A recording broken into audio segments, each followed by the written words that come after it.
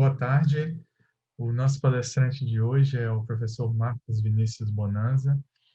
O Marcos recebeu seu doutorado pelo Unicamp e fez um pós-doutorado na Universidade de Regensburg, na Alemanha. Ele foi pesquisador visitante na Universidade de Maryland, nos Estados Unidos, e atualmente é professor da Unicamp, onde ele faz parte do grupo de sistemas dinâmicos. A pesquisa do Marcos inclui tópicos como dinâmica não linear, física estatística de sistemas fora do equilíbrio e termodinâmica quântica. Marcos, muito obrigado por ter aceitado o convite. Então, você pode começar a apresentação. A gente tem cerca de 30 minutos e depois a gente abre para perguntas. Tá certo. Eu queria agradecer, então, os organizadores do seminário, em especial o Rodrigo, né, pelo convite.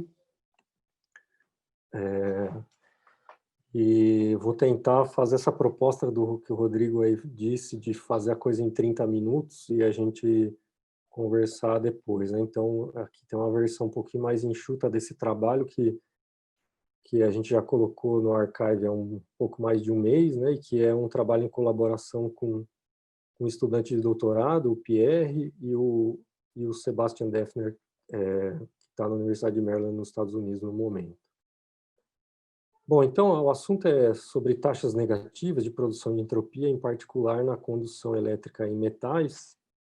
Então, é aqui uma coisa que faz conexão entre matéria condensada e termodinâmica fora do equilíbrio, né? Então, eu vou começar falando de termodinâmica. Então, a gente conhece alguns enunciados da segunda lei na termodinâmica de equilíbrio, como a desigualdade de Clausius ou o enunciado de Kelvin-Planck, né? Mas tem talvez uma área da termodinâmica que é um pouco menos familiar para os físicos, né? Que é a termodinâmica de processos irreversíveis, onde de fato a variável tempo aparece, né? E nessa termodinâmica de processos que ocorrem a tempo finito, existe esse conceito de produção de entropia, e a segunda lei, nesse contexto, toma esse enunciado, né, de que a produção de entropia seria não negativa, ou muitas vezes até que a taxa, né, de produção de entropia seria não negativa, tá? Essa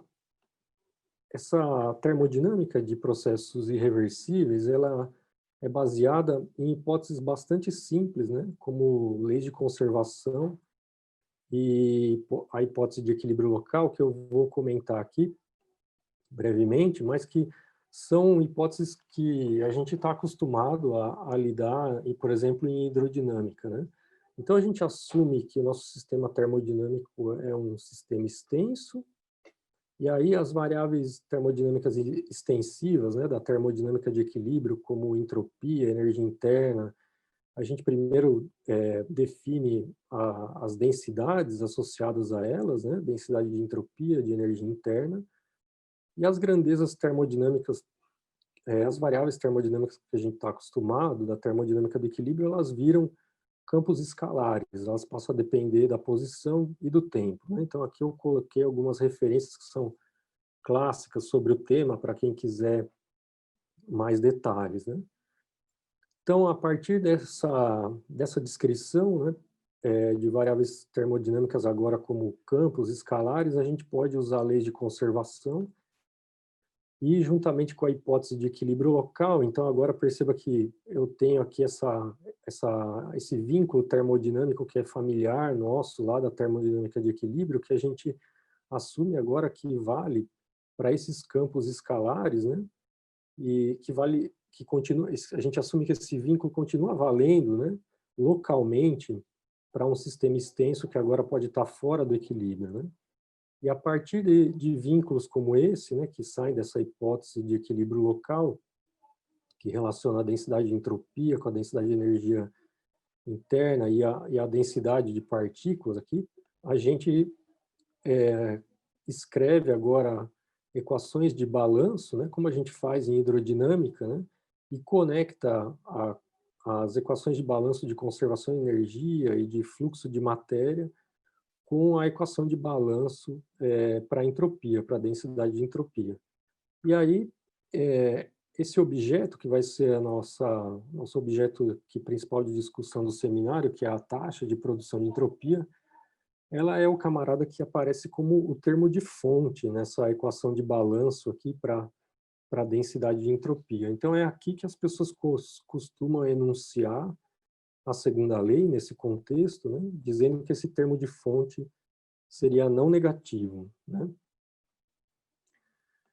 Bom, eu não vou mostrar todos os detalhes, né, mas se você continua, se você faz toda essa análise, como eu estava dizendo, de invocar as equações de balanço para conservação de energia, conservação de matéria, você consegue escrever a taxa de produção de entropia como uma forma bilinear, aqui em duas quantidades, né? Essas quantidades são chamadas de forças termodinâmicas e de fluxos ou correntes. Então, você tem essa expressão bilinear para a taxa de produção de entropia em termos de quantidades termodinâmicas típicas, né, como forças e fluxos, que eu já vou exemplificar para vocês na sequência. Antes só, eu queria chamar a atenção que numa área correlata a essa que eu tô falando, que é a termodinâmica estocástica, também é possível definir esse conceito, né, de taxa de produção de entropia, e lá também aparece essa forma bilinear, né, mas isso é feito a partir de outras hipóteses, tá? Então, eu estou querendo fazer questão de frisar isso, porque se alguém na audiência for familiar com essa área, né, de termodinâmica estocástica, pode talvez só olhar essa forma bilinear e achar que eu estou fazendo termodinâmica estocástica aqui, mas eu não estou fazendo termodinâmica estocástica, tá? Apesar dessa semelhança, eu estou, de fato, aqui numa abordagem que é totalmente macroscópica e fenomenológica, tá? Ao contrário do que é feito em termodinâmica estocástica. A gente pode discutir isso depois com mais detalhe, tá? Então, exemplos aqui do que são essas forças termodinâmicas desses fluxos ou correntes, a gente pode tomar, por exemplo, na condução térmica, né? Então, um sistema, por exemplo, que está submetido a um gradiente de temperatura, essa taxa de produção de entropia teria, então, essa forma, né, de corrente de calor vezes o gradiente de temperatura. Então, essa, por exemplo, é um caso típico, né, da forma da taxa de produção de entropia quando a gente tem, por exemplo, um gradiente de temperatura. Tá? A gente pode fazer uma hipótese ainda adicional, além dessas que eu já comentei, né, que é uma hipótese de linearidade, quer dizer, tratar processos irreversíveis que a gente chama de lineares, né? Os processos irreversíveis lineares são aqueles em que a gente conecta as correntes, os fluxos, né, de maneira linear com as forças termodinâmicas, né? Então, exemplos típicos desses fenômenos lineares são a lei de Fourier, por exemplo, para a condução de calor, onde a gente introduz aqui a condutividade térmica, a lei de Fick para a difusão, né, onde a gente relaciona a corrente de matéria com o gradiente aqui da concentração, da densidade, a gente introduz a constante de difusão, né, e a partir então dessas relações adicionais, ou dessas hipóteses adicionais, né, de uma relação linear entre correntes e forças, a gente pode voltar lá na forma bilinear da taxa de produção de entropia e ver que ela se torna uma forma quadrática, né, nas forças, e onde aparecem aqui, então, os coeficientes de transporte, que são os chamados coeficientes de Onsager. Tá? Então, essa forma agora a forma quadrática aqui, que se assume que é não negativa na termodinâmica de processos irreversíveis, e esse seria um enunciado, né, da segunda lei. Bom, tem um outro processo irreversível linear familiar para todos nós, que é a condução elétrica, né? Na condução elétrica, a gente tem também uma lei linear, que é a lei de Ohm, que relaciona a corrente com o campo elétrico, né? Mas aqui, essa relação meramente de proporcionalidade, ela acontece só no domínio de frequência, né? a gente precisa da versão temporal, né, dessa relação de proporcionalidade para a gente poder computar a taxa de produção de entropia. Então, se eu fizer a transformada de Fourier inversa, né, dessa lei de Ohm, eu tenho a versão temporal aqui da lei de Ohm, que, ao contrário da lei de Fick e da lei de Fourier, que eu acabei de mostrar para vocês, né, ela tem um aspecto aqui bem, que é fundamentalmente diferente, que é essa convolução, né? Então, lá na lei de Fick, na lei de Fourier que eu mostrei para vocês, a corrente ela estava avaliada no mesmo instante de tempo que a força termodinâmica associada a ela, né? Aqui a gente tem uma certa memória, né? A gente tem um atraso, já que a corrente é uma resposta, né, a esse campo elétrico que foi colocado no nosso sistema de interesse. Então, essa função aqui, essa convolução, mostra para a gente que, apesar dessa ser uma relação linear, né, entre corrente e campo, ela introduz um atraso, né, ela introduz um efeito de não localidade aqui no tempo que não existe ali no caso da lei de Fick ou na lei de Fourier. Na verdade, podem até existir lá, né? A gente pode reduzir essa versão temporal que é não local no tempo em algo que é local no tempo, né? Fazendo uma transformaçãozinha aqui de variáveis, né? Na nossa convolução, que é essa segunda igualdade aqui. E aqui a gente pode fazer uma hipótese, né? Que é assumir que essa função que está aqui, que a gente chama tradicionalmente de função resposta, decai num certo tempo característico, né? E aí a gente pode fazer essa aproximação que leva para a terceira linha aqui, que é se o campo variar de maneira suficientemente lenta, né, comparado com a taxa de decaimento dessa função resposta, eu posso tirar esse campo elétrico aqui da minha integral, né, e chegar numa relação local no tempo, né, nos moldes do que eu mostrei para vocês ali da lei de Fick e da lei de Fourier, né. Então, e tudo isso para dizer que essa relação linear, ela contém, né, como um caso especial, relações lineares como aquelas, né, da lei de Fick ou da lei de Fourier, que são locais no tempo, né? Então, a tarefa aqui que a gente se propôs, né, foi de pensar, bom, se eu tomar então a lei de Ohm como o único efeito irreversível que está acontecendo no meu sistema de interesse, né? De forma geral, a corrente vai ser dada por essa convolução, e aí a gente se perguntou, será que essa expressão aqui é sempre não negativa, né? E a gente foi tentar investigar isso para o caso mais paradigmático que existe, né, de condução elétrica, que é o modelo de Drude, né? Então, no modelo de Drude, como vocês sabem, a gente assume que o nosso sistema de interesse é um gás clássico, né, de portadores de carga, e, portanto, é um meio isotrópico e homogêneo, né, de maneira que a gente introduz ali um campo elétrico e esses portadores de carga executam um movimento errático, mas que tem uma certa velocidade de drift no final das contas, né? E esse modelinho fenomenológico tem essa expressão aqui para a condutividade elétrica, né? Onde aqui a gente introduz a densidade de portadores de carga nessa variável n maiúsculo, a carga, né, dos portadores de carga aqui na variável q, a massa desses portadores de carga e essa grandeza tal r, que é um tempo de relaxação, né, que a gente pode traduzir num livre caminho médio, né? Então a gente pode dizer que a gente está, no fundo, introduzindo aqui nesse gás um livre caminho médio para esses portadores de carga, né? E essa expressão para a condutividade do modelo de Drude a gente pode deduzir, por exemplo, lá da equação de Boltzmann, fazendo a aproximação do tempo de relaxação, que é simplesmente tomar o termo de colisão, né, e escrever ele dessa forma, onde a gente introduz aqui essa constante, né, que é o tempo de relaxação, né?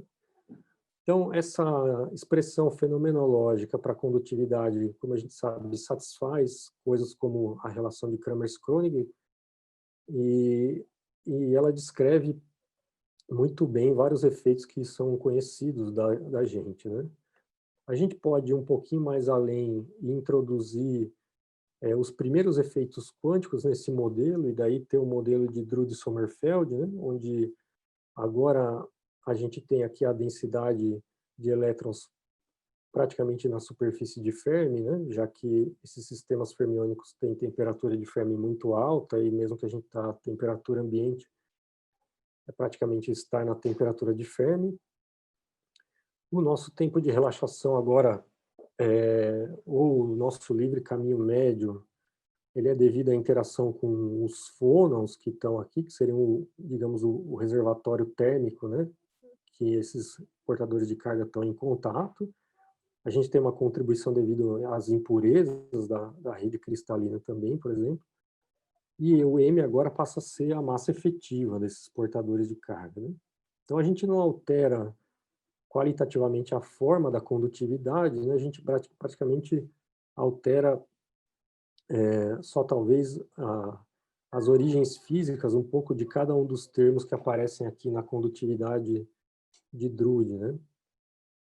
Então, a gente pode agora, com essa condutividade do modelo de Drude-Sommerfeld, computar a função resposta, fazendo a transformada de Fourier inverso, que é o que a gente quer para poder calcular a taxa de produção de entropia. Então, a função resposta é uma exponencial decrescente, né, simples, com uma taxa aqui dada pelo inverso do tempo de relaxação.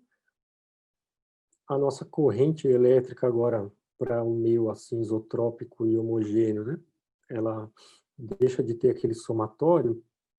Então, aqui eu vou fazer o caso mais simples, né, que é um campo elétrico que está numa certa direção e que é monocromático, né, e computar a taxa de produção de entropia, né, que está aqui, depende só da gente fazer essa integralzinha, e quando a gente faz essa integral, a gente encontra essa expressão que está aqui, que não é assim muito direta da gente interpretar, né?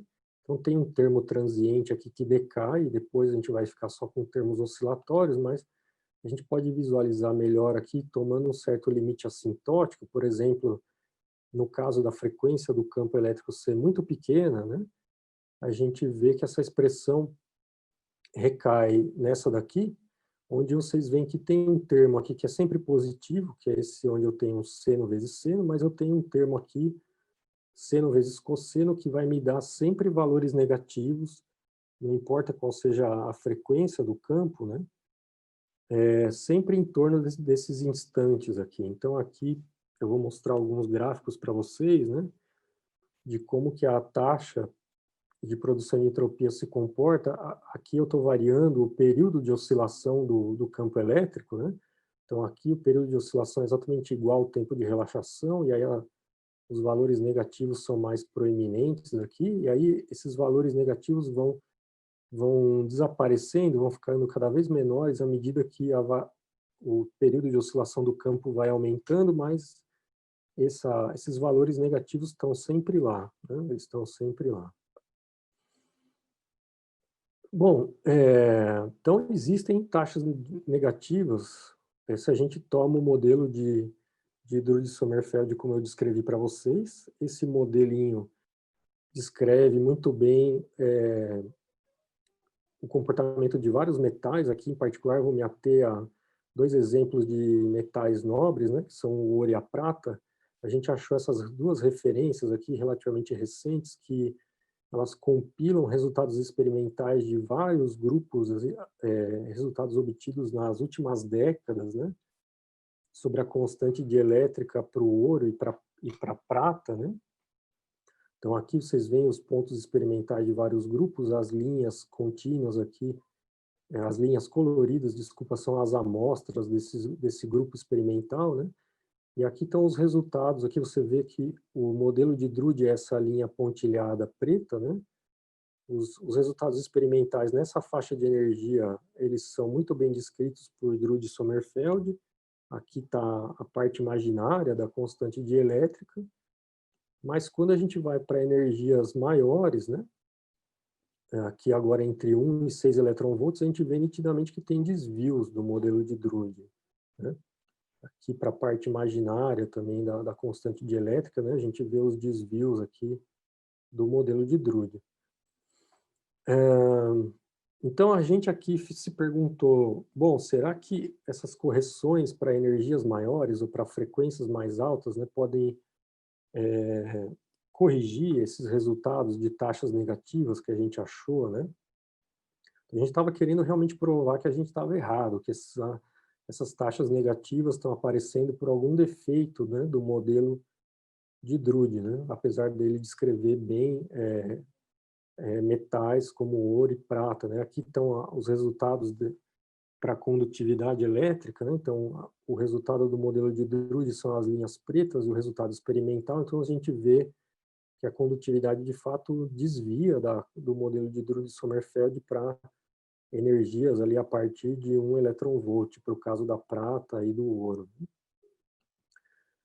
Uma outra motivação experimental que é velha conhecida, acho que da comunidade de matéria condensada, é o comportamento do tempo de relaxação, né, que no modelo de Drude é uma constante, constante que eu digo com relação à frequência, né, a gente sabe que depende da temperatura também, mas aqui para mim importa mais o comportamento com a frequência, né, então é conhecido experimentalmente que o inverso do tempo de relaxação teria um comportamento quadrático com a frequência, né? E aqui estão os dados experimentais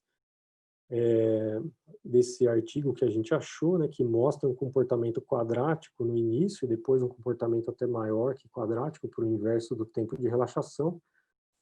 E do ponto de vista teórico, é sabido que da teoria de líquidos de Fermi, esse comportamento quadrático com a frequência, né, também é possível de ser deduzido teoricamente, né? Então, essas são motivações para se pensar numa extensão do modelo de Drude-Sommerfeld para frequências mais altas, né? E a gente se arriscou a fazer isso, mas de maneira puramente fenomenológica, tá?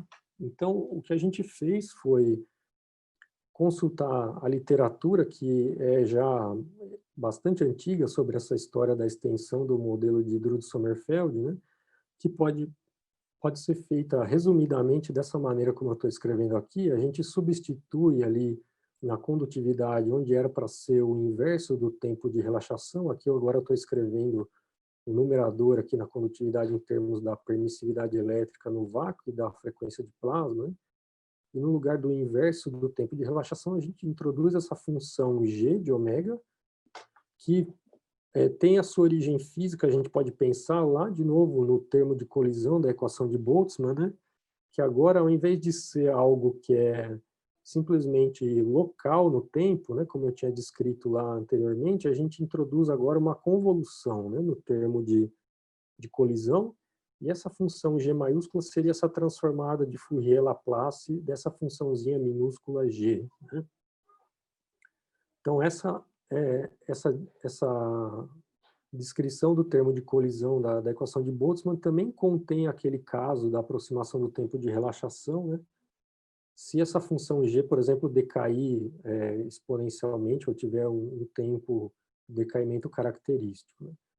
O que a gente fez, então, foi simplesmente modelar essa função g de maneira fenomenológica. Então, eu posso apresentar os detalhes para vocês depois, mas simplesmente a gente colocou um ansatz aqui para essa função, né, com alguns parâmetros livres, e a gente determinou esses parâmetros livres através dos valores experimentais que o pessoal encontrou para metais nobres como o ouro e a prata, e a gente obteve essa condutividade aqui, tá? Eu estou colocando aqui para vocês lado a lado com o resultado experimental desse artigo que está aqui no rodapé do slide, né? Então, vocês veem que a gente chegou numa descrição que concorda razoavelmente bem com o que se observa experimentalmente, né? Vocês veem que a gente consegue ter um mínimo aqui, mais ou menos na mesma escala de energia que o pessoal observa para o ouro e também para a prata, né? A gente erra aqui um pouco quantitativamente, né, na ordem de grandeza dos mínimos, mas grosso modo essas características, né, de apresentar esses mínimos aqui, a gente conseguiu capturar, né? Então, a gente tomou a transformada de Fourier inversa. Deixa eu antes falar do tempo de relaxação, estava me esquecendo, né? O nosso modelo é fenomenológico, então ele, em algum ponto ele se quebra, né? Então aqui está o inverso do tempo de relaxação para o nosso modelo fenomenológico. Vocês veem que ele tem o comportamento com ômega quadrado aqui no início, depois ele vai mais rápido do que ômega quadrado, mas ele apresenta um pico aqui entre 2 e 3 eletronvolts, coisa que discorda, né, dos resultados experimentais, né? Então, o nosso modelinho fenomenológico, digamos assim, é bom até ali por volta de 2 eletronvolts, depois aparece esse pico aqui no inverso do tempo de relaxação, que não é algo que é observado experimentalmente, né? Então, a gente, como eu falei, tomou a transformada inversa, daquela transformada de Fourier inversa daquela condutividade, e a gente computou a taxa de produção de entropia. E para nossa decepção ou nossa felicidade, eu não sei, depois de tanto esforço, né, a gente não viu uma mudança significativa. Então, eu estou mostrando aqui para vocês a taxa de produção de entropia em função do tempo, né? O tempo está aqui em escalas do tempo de relaxação para frequência zero, né? E aqui eu estou mostrando para vocês em verde, né, na linha contínua verde, o modelo de Drude-Sommerfeld, e na linha pontilhada preta, o modelo estendido, né? Vocês veem que não dá para, nessa escala que eu mostro para vocês do gráfico, distinguir as duas coisas, né? Então tem um transiente aqui no início, e depois eu chego num estado que seria como se fosse um estado estacionário periódico, né? E que tem marcadamente aqui regiões negativas, né? Então isso foi para uma frequência de campo elétrico que dá uma energia de meio eletronvolt, né? Então, aqui eu precisaria aumentar muito a resolução aqui da figura para vocês verem alguma diferença entre as duas curvas, né? Mas é uma diferença muito pequena. E as oscilações também, elas vão ficar fora de fase um pouquinho, só lá para tempos muito longos, né? Mas, enfim, a mensagem é que a diferença é mínima, né? Então, a gente acaba concluindo que, mesmo você corrigindo o modelo de Drude Sommerfeld para frequências altas, uma primeira correção, né, que a gente fez aqui de maneira fenomenológica, a gente não altera o resultado que a gente obteve para a taxa de produção de entropia, o que acaba para nós dando uma mensagem de que essas taxas negativas, de fato, elas estão lá, né? Então, se a gente quiser eliminar essas taxas negativas, a gente teria que colocar a culpa ou no modelo de Drude, mas a gente viu que ele descreve bem os resultados experimentais num certo regime, né? Ou, de repente, reavaliar as hipóteses lá da termodinâmica de processos irreversíveis, ou então, que é o que a gente prefere, talvez a gente escolheu defender nesse trabalho, né, de que enunciar a segunda lei como sendo a não negatividade da taxa de produção de entropia, talvez não seja um enunciado tão geral assim da segunda lei da termodinâmica. Talvez ele seja válido para alguns regimes, mas não seja válido para outros, né? Então, com isso, eu vou concluir aqui com algumas mensagens para vocês. Então, basicamente, essas taxas negativas, elas basicamente vêm do fato de que existe uma defasagem entre corrente e campo, né? É basicamente uma consequência daquela convolução que a gente viu que sai da lei de Ohm, né? Essas taxas negativas, elas persistem quando a gente faz uma extensão do modelo de Drude, né, que leva em conta efeitos quânticos mais complexos do que no caso de Drude-Sommerfeld, simplesmente. Essas taxas negativas, elas ficam menos salientes à medida que a frequência de oscilação do campo, eu coloquei aqui, isso diminui, né? À medida que a frequência de oscilação do campo diminui, a gente também diminui a região de taxas negativas. Isso está, de certa forma, ligado com aquilo que a gente sabe da eletrodinâmica, né? Já que lá em eletrodinâmica a gente vê, quando estuda a conservação da energia eletromagnética, que esse produto corrente-campo, que basicamente é a minha taxa de produção de entropia, ele é igual à potência transferida pela luz para o condutor, né? Então, taxas negativas aqui, na verdade, representam luz que não está sendo absorvida, né? Então, a gente sabe que os metais, eles refletem parte da luz que a gente incide sobre eles, e isso estaria relacionado com essas taxas negativas, né? E a gente pode colocar que esse exemplo da condutividade elétrica pode, na verdade, servir como, ou revelar para nós um mecanismo para taxas negativas que não é só, que não é restrito a esse caso da condutividade, né? A gente pode ter relações lineares entre fluxos e correntes que dependam de convoluções, assim como ali na versão da lei de Ohm, não só para condutividade, mas a gente pode ter relações assim em outros fenômenos físicos, né? E, portanto, essas taxas negativas podem aparecer em outros contextos também, né? Então era isso, acho que eu fiquei aí dentro dos 30 minutos. Queria agradecer a atenção de vocês e o apoio da Unicamp e da FAPESP nesse projeto, tá? Obrigado. Eu posso começar com uma pergunta? Uhum. Se você pudesse escolher essa função condutividade, sigma, condutividade ótica, né, sigma em função da frequência, dá para Uhum. dizer qual o perfil da função que você gostaria de ter para maximizar esse efeito? O efeito de taxas negativas, você diz? De produção de taxa negativa de entropia? Então, eu posso responder isso da seguinte maneira. Deixa eu ver se eu volto lá na apresentação.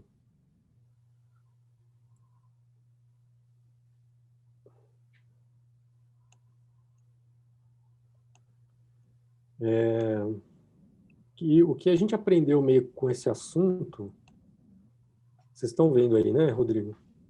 Sim. Eu vou voltar aqui na lei de Ohm, talvez, para responder. Ou lá na própria, essa expressão aqui. Então, aqui você vê que aqui está a versão temporal da condutividade, né? A transformada de Fourier inversa da condutividade é essa exponencial, né?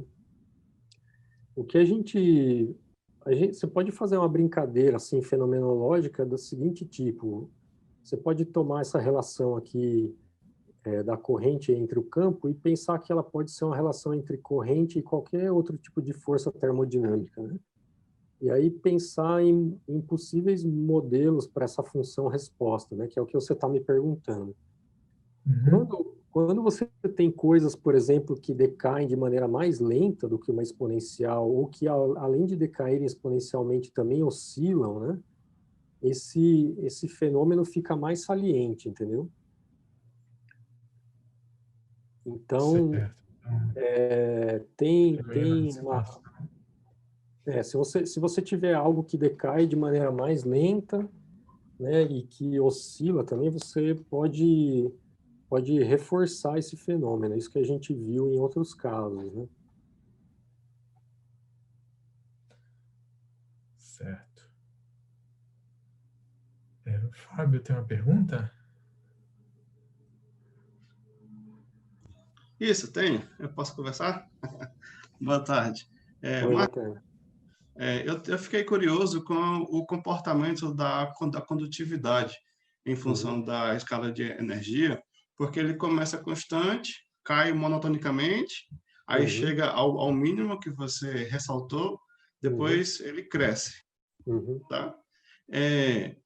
Eu não consegui perceber um pouco na apresentação se essa queda do comportamento está unicamente associada à taxa de produção de entropia, da taxa negativa. Então, eu vou colocar o O que slide aqui, acontece? é Isso. esse slide que você se refere, né? Uhum, Isso, é. Eu fiquei particularmente curioso nessa região um pouquinho mais confusa, que não tem um comportamento monotonicamente decrescente, você chega ao mínimo, sobe, chega ao máximo e cai violentamente. O que está acontecendo fenomenologicamente no sistema nessa região de em torno de 0,5 eletronvolts, ou 5 Então, EV. Então aqui no resultado experimental, você vê só que eles foram capazes de medir o mínimo e depois essa volta, né? Esse aumento, Isso, né? Então, isso. esse decréscimo que a gente vê aqui, eu não consigo dizer para você, ele existe no meu modelo, mas eu não consigo dizer para você se ele existe de fato, né? Tá. Eu sinceramente não sei como interpretar isso aqui fisicamente, porque, como eu disse, a gente fez um modelo fenomenológico e então eu não conheço, eu não tenho experiência suficiente com a descrição microscópica desse problema, né? Como é que, por exemplo, a interação elétron-elétron, por exemplo, que pode influenciar nesse comportamento, por que ela me dá esse mínimo, né? Eu não saberia te dizer isso, mas eu posso te responder outra coisa, tá? Deixa eu ir para... Eu tenho alguns slides aqui na manga, então deixa eu mostrar para você um pouquinho mais de detalhes sobre o que a gente fez nesse modelo estendido, né? Então, a gente tem essa função G, que o pessoal diz que através dela você pode fazer um modelo de Drude-Sommerfeld estendido, né? E essa daqui, essa função Gzinha minúscula, é a transformada de Fourier inversa daquela G maiúscula. Então, foi essa função aqui que a gente colocou como ansatz, tá? Como modelo, né? Então, você vê que a gente colocou aqui uma função que decai exponencialmente, que oscila, e tem 3 parâmetros livres aqui, esse A maiúsculo, esse tempo característico e a frequência de oscilação, né? A gente escolheu esses parâmetros livres, né? Com esses valores que estão aqui em vermelho. Por quê? Porque foram esses valores aqui que permitiram a gente descrever valores próximos dos experimentais, como esses que estão aqui embaixo, né? Por exemplo, o tempo de relaxação e o coeficiente lá do inverso do tempo de relaxação, né? Que dá o comportamento quadrático com a frequência, né? Então, a partir dessa função aqui, a gente pode obter a condutividade e, por incrível que pareça, ela satisfaz Kramers-Kronig, tá? A gente consegue verificar analiticamente para esse modelo aqui que essa função só tem polos simples, né, com parte imaginária negativa, então ela satisfaz Kramers-Kronig. E quando a gente calcula a transformada de Fourier inversa para obter a função resposta, né, a função resposta tem 2 contribuições. Eu acho que isso que vale a pena a gente olhar de repente, né? E essas são as contribuições que a gente obtém, né? Tem uma contribuição que é tipo Drude, né? Porque é um decaimento simples, né? Exponencial. E esse decaimento tipo Drude agora ele tem que ser superposto com essa outra contribuição aqui, que também decai exponencialmente com uma taxa ligeiramente maior, né? Mas que oscila também, tá? Então, a gente esperava que esse novo termo, então você vê que se eu não tiver essa contribuição que eu estou chamando de Φb, eu tenho simplesmente um comportamento tipo Drude, né? Certo. Então a gente estava esperando que essa contribuição aqui, Φb, ela realmente aparecesse na taxa de produção de entropia. Mas ela não é grande o suficiente para se fazer aparecer lá, entendeu? Então, a função resposta, quando eu somo aquelas 2 contribuições, eu tenho essa função resposta aqui, né? Então, você vê que ela tem oscilações, né? Essas oscilações, inclusive, eu já vi as pessoas encontrarem em alguns sistemas de matéria condensada por aí, mas elas não são suficientes para dar uma alteração significativa na taxa de produção de entropia, né? A hora que eu volto lá para a taxa de produção de entropia, deixa eu voltar lá, que foi essa minha figurinha final, você vê que eu não consigo distinguir, né? Isso. Então, a minha função resposta, de fato, ela tem uma contribuição que não é do tipo Drude mais, mas essa nova contribuição ela não é grande o suficiente para alterar aqui a taxa de produção de entropia. Então, eu não consigo, parece ver, de fato, o efeito dessa correção, entendeu? Entendi. ela não é grande o suficiente para a gente conseguir ver ela aqui na taxa de produção de entropia, né? Tá. Eu agradeço a tua resposta. Só mais uma dúvida. Você focou em processos reversíveis lineares, tá? Uhum. Você tem certeza de que aquela região que você explicou, que eu falei que está um pouquinho bagunçada, e você Uhum. não consegue perceber microscopicamente o que está acontecendo, ou fenomenologicamente, se Uhum. de fato os processos ali ainda são lineares? Olha, cara, até o linear aqui diz respeito à intensidade do campo elétrico, né? Hum, E se você for nos artigos experimentais que eu coloquei aqui como referência, essa intensidade do campo elétrico não é um parâmetro do experimento, ela está sempre constante, né? Então, o que se estuda é a dependência com a energia do fóton ou com a frequência do campo, né? Que é equivalentemente. Então, o não linear aqui significaria estudar o comportamento da condutividade como função da intensidade do campo, né? tá. Então, não é isso, não é bem isso que os caras veem ali, né? Uhum. Então, eu acho que ainda assim é um comportamento linear ali, né? Você pode dizer que a lei de Ohm continua valendo ali, mesmo o comportamento da condutividade tendo sido alterado, né? Não sendo mais Drude e Sommerfeld. Tá. Obrigado. Ah,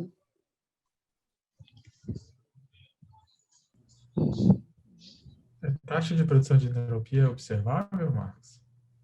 então, essa é uma grande questão, eu acho, até nessa área de termodinâmica quântica, né? Veja que nesse contexto aqui que a gente formulou baseado em termodinâmica de processos irreversíveis, né? Se eu voltar lá, como eu estava dizendo ali, né? Se eu volto aqui para a minha expressão, você vê que o que eu estou dizendo para você que é uma medida da taxa de produção de entropia é simplesmente essa potência dissipada, né? E no caso aqui específico da condução elétrica, essa potência dissipada é a energia que eu estou mandando, eu vejo assim, pelo menos, a energia que eu estou mandando para o meu condutor, né? E que ele não necessariamente está absorvendo, né? Então, a taxa negativa seria aquela potência que o condutor não está absorvendo e seria, portanto, mensurável a hora que eu meço, por exemplo, o quanto que o condutor reflete da luz que eu estou mandando nele, né? Então, nesse sentido, para esse problema, eu acho que é uma grandeza mensurável. Agora, eu acho que pode não ser para outros casos, né? Então, por exemplo, quando você, em termodinâmica estocástica, formula a taxa de produção de entropia em termos do operador densidade, por exemplo, né? Lá, muitas vezes, as pessoas escrevem produção de entropia em termos, usando teoria de informação, em termos da entropia relativa, né? E aí você precisa, na verdade, conhecer, em termos da entropia relativa, entre dois operadores de densidade. Então, você precisa conhecer o operador densidade do seu sistema de interesse para poder obter a taxa de produção de entropia. Então, isso significa você ser capaz de medir esses operadores de densidade, né? Então, em que sistemas é possível fazer isso, né? O pessoal de informação quântica sabe que em alguns casos é possível, né? Para sistemas pequenos, o pessoal faz tomografia de estados, etc. e tal, mas eu não sei se em outros casos isso é possível, né? De ser medido. Então, se você formula a taxa de produção de entropia em termos de operadores de densidade, eu não sei se isso é sempre possível de ser medido, né? Aqui a gente escolheu uma abordagem que a gente consegue traduzir essa taxa de produção de entropia em termos de observáveis que eu acredito que são mais possíveis de serem mensurados, né? Do que, por exemplo, você pensar em medir o operador de densidade de um gás de elétrons numa amostra macroscópica, né? Então, nesse sentido, eu acho que esse caso aqui que eu apresentei para vocês, a gente consegue medir, né? Porque simplesmente a taxa de produção de entropia pode ser, tá realmente escrita aqui em termos da potência dissipada, né? Ou da energia que está sendo absorvida pelo condutor, né? Uma dificuldade provavelmente é que você precisa medir a dependência temporal, né? A escala de tempo Pois em é, você metais é precisa muito curta. você precisa Provavelmente teria que ir para um resolver. sistema análogo aí, átomos frios, alguma coisa. Então, eu acho que, inclusive, acho que uma das referências que até você me mandou lá, Rodrigo, quando eu conversei com você, o pessoal tinha essas medidas de condutividade no caso de átomos frios, né? E lá eles veem coisas assim meio parecidas, né, com o Drude, né? Então, talvez em sistemas assim você consiga ter escalas de tempo que não são de femtosegundos aqui, ou de dezenas de femtosegundos, que nem é o caso, né? De condutores aqui, do decaimento aqui, no caso de condutores metálicos, e talvez fique mais fácil de resolver as coisas no tempo, né? Você tem uma pergunta? Sim, gostaria de fazer uma pergunta sobre. No início da palestra você falou que em teorias lineares essa taxa de produção é caracterizada por uma forma bilinear, Uhum. certo? Na E verdade, no a seu caso forma, isso. a forma bilinear, deixa eu voltar lá, a forma bilinear não, ela é anterior a gente fazer a hipótese de processos lineares, né? Então, essa forma bilinear aqui não depende de eu assumir que os processos sejam lineares, né? Então, você também mencionou que, por exemplo, neste caso, no caso deste, esta forma é relacionada com o coeficiente de Onsager, como eu entendi, né? E talvez Sim. positividade dessa forma, ela implica algumas propriedades dos coeficientes de Onsager. E no Sim. seu caso, não sei se faz sentido discutir isso, mas é claro o que acontece, o que é errado, o que, por exemplo, é violado, qual relações para esses coeficientes de Onsager no seu caso. Então, eu, eu acho que é uma questão, talvez, de interpretação, né? Deixa eu colocar o slide aqui de novo. Então, aqui está essa forma quadrática onde aparecem os coeficientes de Onsager, né? E quando as pessoas impõem que essa forma quadrática tenha que ser não negativa, isso, consequentemente, coloca restrições sobre os coeficientes de Onsager, né? Agora, repara que essa forma quadrática que está aqui, ela é obtida quando essas forças generalizadas elas estão avaliadas no mesmo instante de tempo, né? Então, aqui esse meu FI e FJ estão avaliados no mesmo instante de tempo. O que eu acredito que é possível de ser feito em casos mais gerais, como é o caso aqui de relações lineares, onde a gente tenha convoluções, né? Imagina agora que eu coloco essa convolução lá naquela forma bilinear, né?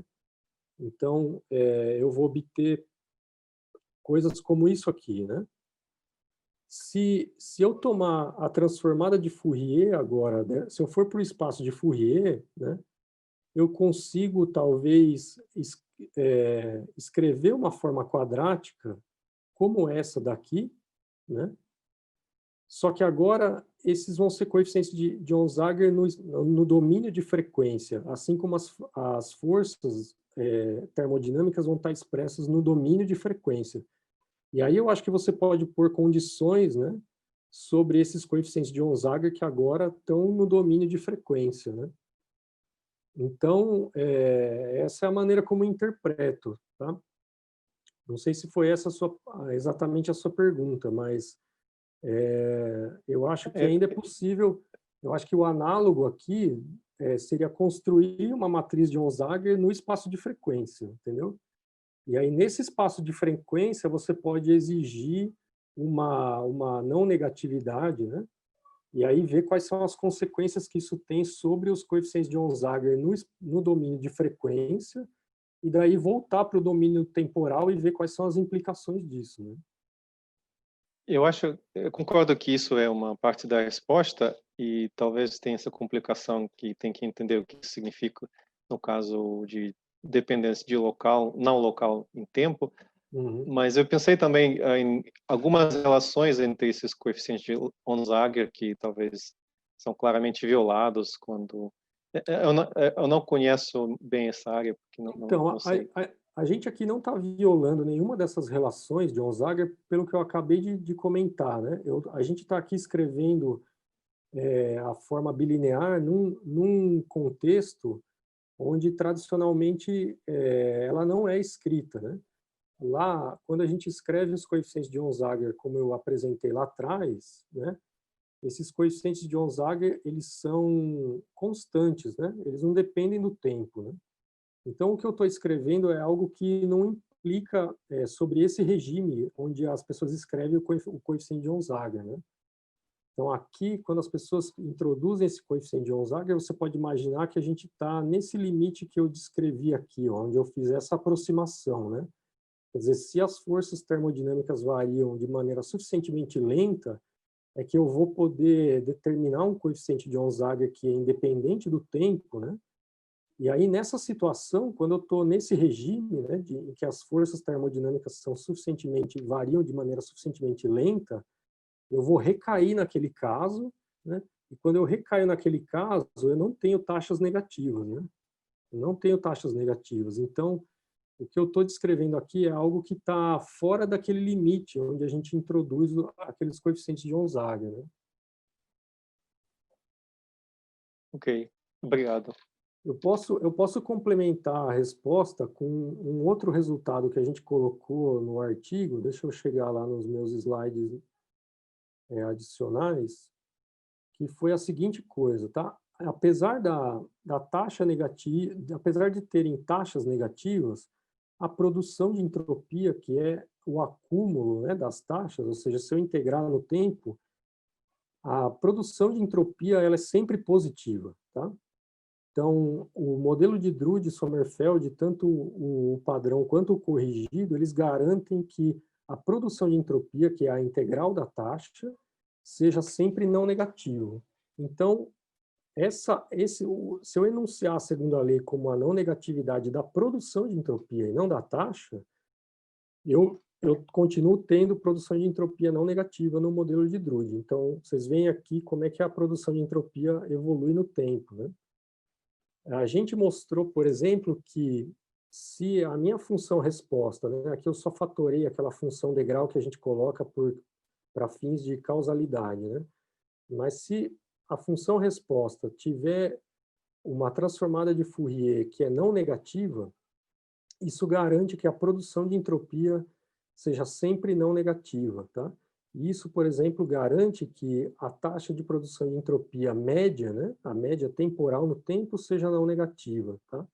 Então, eu acho que isso é que tem a ver com os coeficientes de Onsager e que a gente pode traduzir para esse regime onde a gente teria coeficientes de Onsager que dependem da frequência, né? Então, a segunda lei, se a gente encarar a segunda lei como a não negatividade, não da taxa, mas da produção de entropia, isso implica que a gente só pode admitir funções resposta que tenham transformadas de Fourier não negativas, né? E isso é o que eu acho que está ligado com os coeficientes de Onsager, mas agora num domínio de frequência, né? Ok, obrigado, Marcos. De nada. Agora a gente precisa tirar uma foto do seminário. Eu queria pedir para os participantes, quem puder ligar a câmera para a gente poder registrar, por favor. E aí o Valdelino me avisa quando tivermos a foto. No meio tempo, se alguém tiver uma pergunta, pode fazer, claro.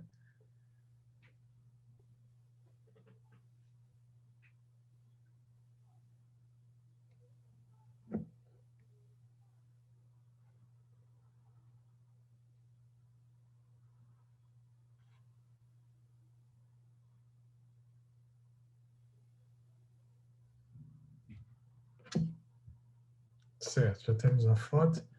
Então, queria agradecer ao Marcos mais uma vez pelo seminário, agradecer a todos os participantes e a gente volta na próxima semana, na sexta-feira. Obrigado. Valeu, gente. Obrigado, viu? Um abraço aí para vocês. Um abraço, Rodrigo. Tchau, Marcos. Falou, até mais.